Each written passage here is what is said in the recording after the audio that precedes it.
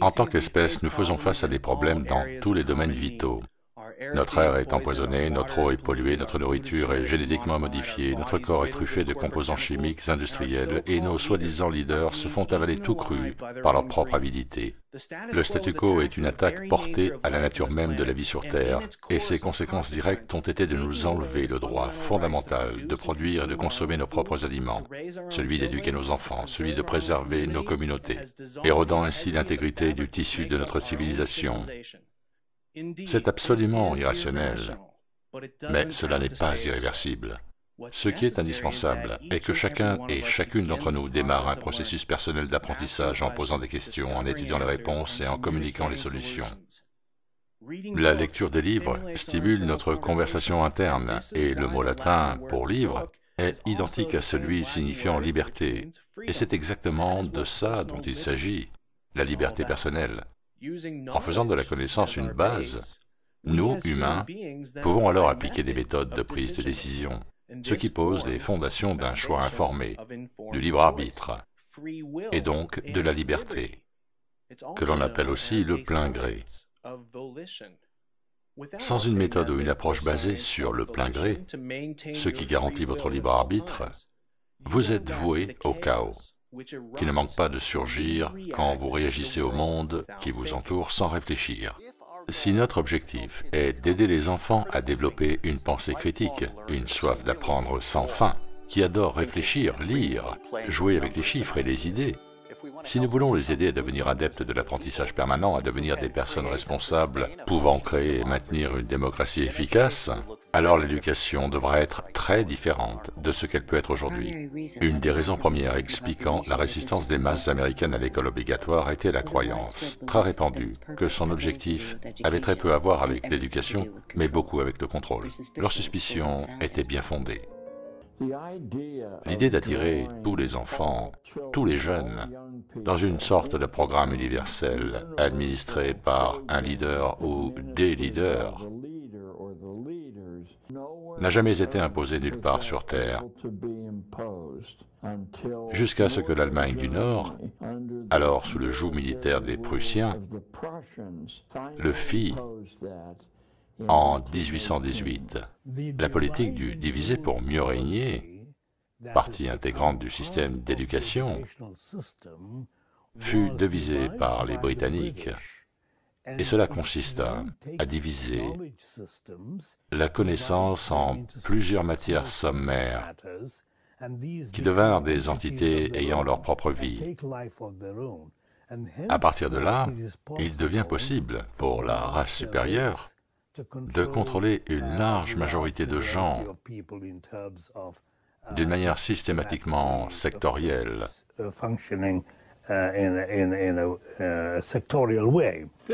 Tout cela a été pensé.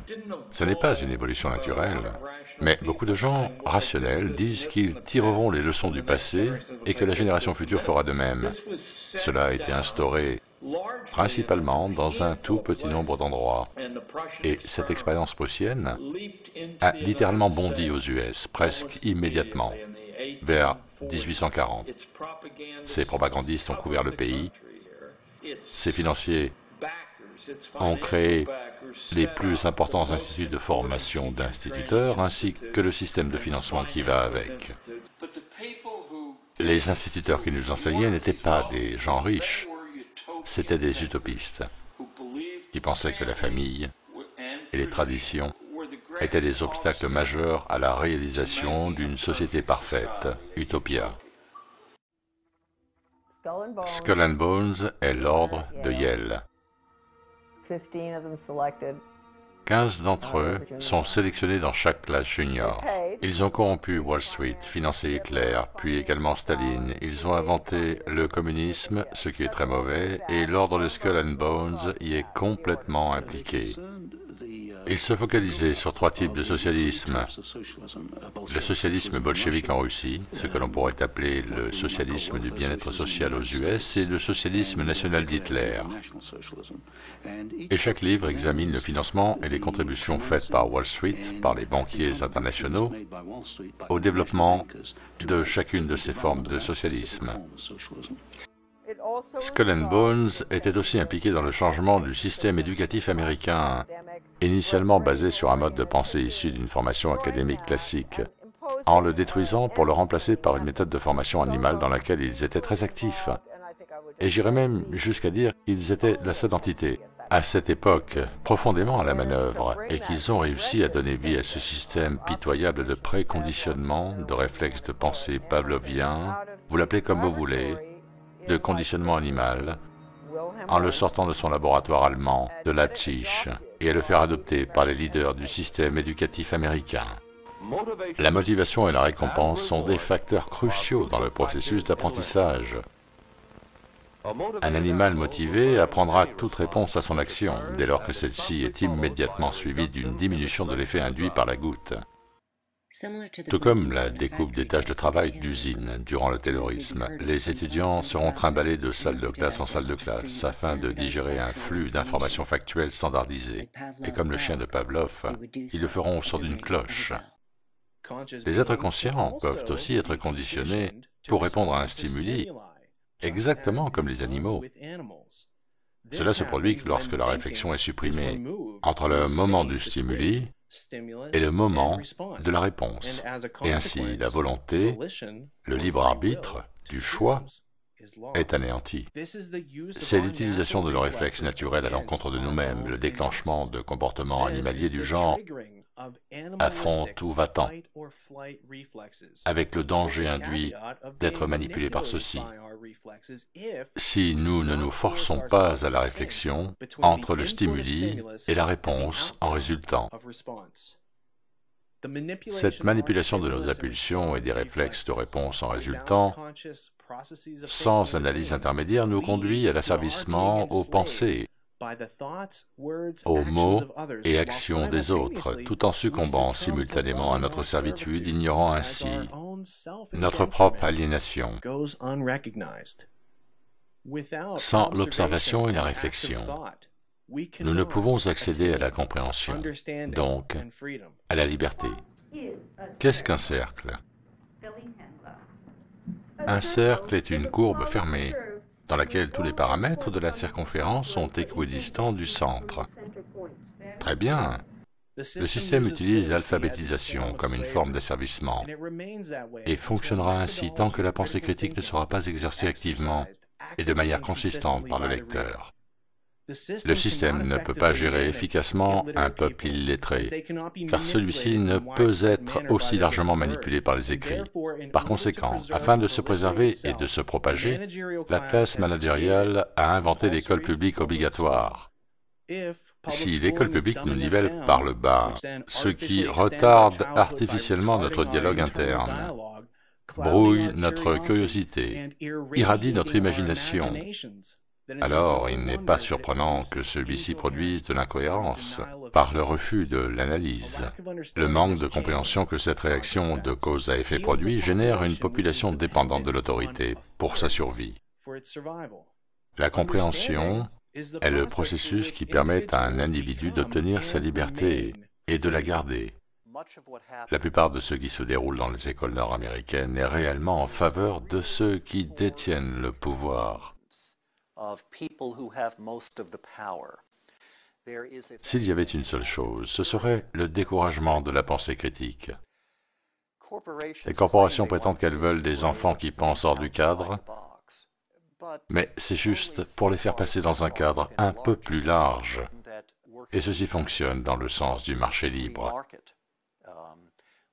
Ce qui veut dire que le marché, basé sur la compétition, basé sur l'économie, plutôt que sur le facteur humain, finit par contrôler le système. Rockefeller, Carnegie, J.P. Morgan. Ces gens ont envisagé une utopie d'un genre différent, en imaginant résoudre les problèmes de production avec un outillage performant, et de ce fait ont entrevu l'abondance matérielle qu'ils pourraient créer.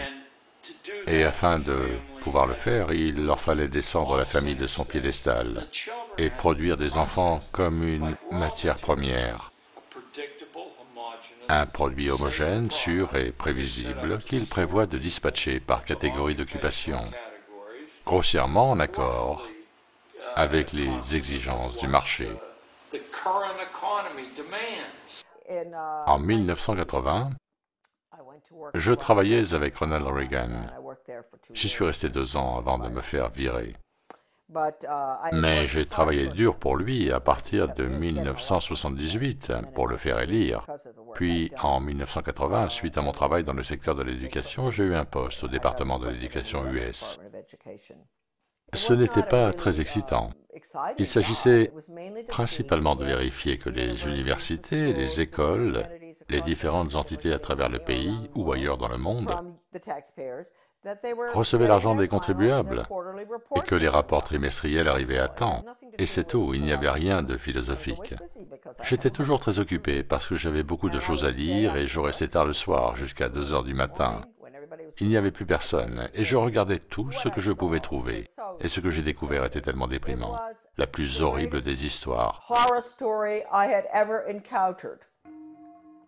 Et à un moment, ils m'ont envoyé, ils voulaient me sortir de ce bureau. Ils m'ont envoyé à l'Institut national de l'éducation, là où toute la recherche s'effectue. C'est là que partent toutes les subventions, tous les contrats vers les universités, les écoles et autres entités. Et j'ai réalisé que j'étais dans le ventre de la bête.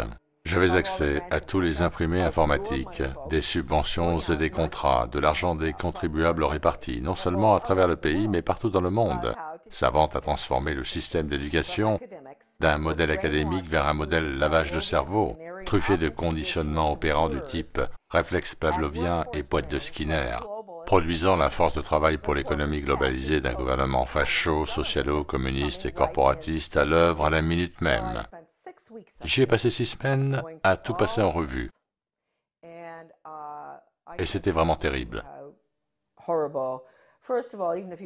D'abord, si vous vous fichez des enfants, n'avez aucune considération pour leur éducation, aucune considération pour votre pays, aucune considération pour quoi que ce soit, y a-t-il des gens ici, dans ce cas, des gens qui se fichent de tout, mais surtout pas de leur portefeuille? Vous devriez vous intéresser à cet argent, dépensé au nom de l'éducation. C'est du bullshit total. Tout ce qui sort de Washington est du pur conditionnement marxiste. Et le marxisme sera le monde du futur, à moins que nous le stoppions maintenant.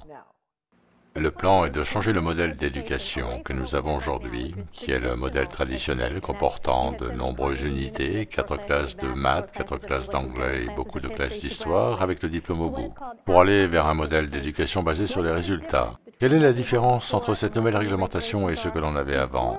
Avant, avec la loi sur la qualité de l'environnement, l'État avait le contrôle jusqu'au niveau des districts et pouvait donc agir sur la planification du programme d'études, avec pour objectif de cibler des sous-groupes d'enfants, mais certains enfants ne rentraient pas dans la grille. L'éducation basée sur les résultats ne dit pas que c'est l'école qui va vous apprendre, elle dit que c'est l'élève qui doit faire la démonstration de son apprentissage. Et grâce à l'ordinateur, le niveau de contrôle atteint l'enfant de manière individuelle. Votre enfant se conformera ou il n'avancera pas. Les enfants doivent rentrer dans la grille. Donc, d'où cela vient-il? Quelle est la force motrice? Eh bien, ce n'est pas l'éducation. Nous avons découvert que ce sont les très grosses industries qui sont aux commandes. Quand on lit cette analyse, on y découvre tout le nécessaire pour le bon travailleur de demain. C'est un manuel d'éducation sur les attentes du business. Ce qu'il veut obtenir du bon travailleur de demain.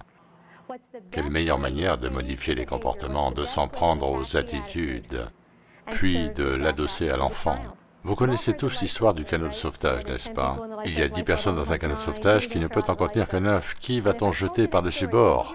Et si je vous raconte cette histoire, eh bien, vous allez tous vous mettre à penser, vous allez tous vous poser la question de savoir qui vous allez jeter par-dessus bord. Quand j'ai entendu cette histoire, j'étais étudiante et j'ai répondu au prof, on ne mettra personne par-dessus bord, on attachera une corde à l'arrière du canot de survie et chaque personne ira dans l'eau pendant 1 heure et avec 9 personnes dans le bateau, cela ne représente qu'un total de 3 heures dans l'eau, par tranche d'1 heure sur 24 heures. Il répondit qu'il y avait des requins dans l'eau et je répondis qu'il y en avait aussi dans le bateau et ce fut la fin de la conversation, mais j'étais conforme car il avait contrôlé le contexte de l'histoire. J'ai entendu des centaines de suggestions. Si je vous avais dit, tous doivent être sauvés dans le canot. Mais ce n'est pas ce que j'ai dit. J'ai dit qu'il fallait en jeter un par-dessus bord, donc votre esprit s'est immédiatement focalisé là-dessus. Si je contrôle l'univers des choix, je peux façonner le comportement individuel. Amener l'enfant à penser que ses décisions sont les siennes alors qu'elles ne le sont pas. Et ceci parce que je lui ai donné quelques directives très concrètes dans le cadre desquelles il a dû faire son choix.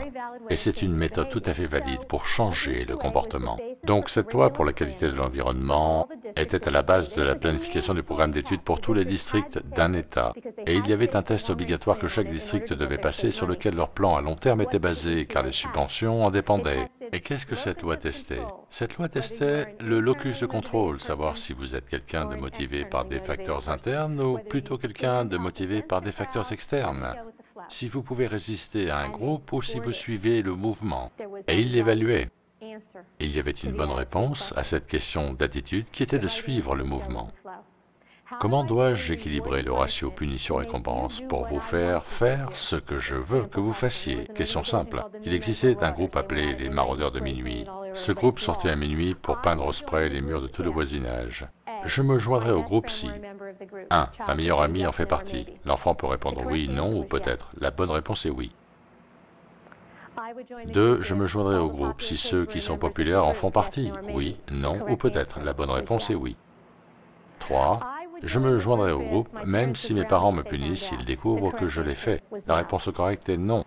Vous êtes censé éviter la punition, mais vous êtes aussi censé honorer les engagements passés avec vos amis et suivre le groupe, l'objectif étant le collectivisme. Après 200 ans d'absurdité en Amérique, il serait temps de reconnaître que nous, les êtres humains, avons des prédateurs naturels, dont l'objectif est de nous pomper notre énergie vitale en se l'accaparant par le contrôle. Ils utilisent les mots comme armes, la force, la fraude et la coercition comme tactique. Ils sont organisés, nous ne le sommes pas. Ce qui, pour une large part, est la conséquence directe de notre passage par le système scolaire. Donc la question est, pourquoi l'école publique n'enseigne-t-elle pas ce fait basique, la présence de prédateurs naturels pour notre espèce? Eh bien, il faut se rendre à l'évidence, c'est justement parce que celui-ci fut conçu, pensé, dans sa forme et ses fonctions, par ces mêmes prédateurs de l'humanité. Pourquoi un si petit groupe d'individus serait-il arc-bouté à nous refuser la connaissance précise de notre histoire en tant qu'humanité? Refus qui ne sert aucun de nos intérêts et qui, par conséquent, est irrationnel. Pendant toute sa scolarité, quasiment jusqu'au diplôme, l'écolier moyen va étudier pour éviter les conséquences de l'échec scolaire. C'est un genre de réflexe d'évitement, une sorte d'échappatoire. Ce qui était autrefois un réflexe de survie, le genre affronte ou va-t'en, est maintenant utilisé comme moyen de contrôle. Car lorsque la méthode et les moyens de dissiper la confusion sont cachés, masqués au public, celui-ci baigne dans l'incertitude, la crainte, la frustration, la colère, l'agression, et ce, au quotidien. Et cela rend le comportement de la foule hautement prévisible et facilite grandement la tâche de la classe managériale. Les vrais prédateurs de l'humanité ont besoin de votre attention, de votre crainte, de votre panique, de vos réactions inconsidérées. Mais vous n'avez aucune obligation. Nos prédateurs ont leur propre crainte aussi, n'en doutez pas une seconde, comme celle de ne pas savoir comment contrôler les gens, les individus qui ne vivent pas dans la peur. Dépassez vos propres peurs, transcendez-les, et vous aurez littéralement anéanti la capacité des autres à s'en servir pour vous contrôler. Merci de votre attention. C'était John Doe pour ITV.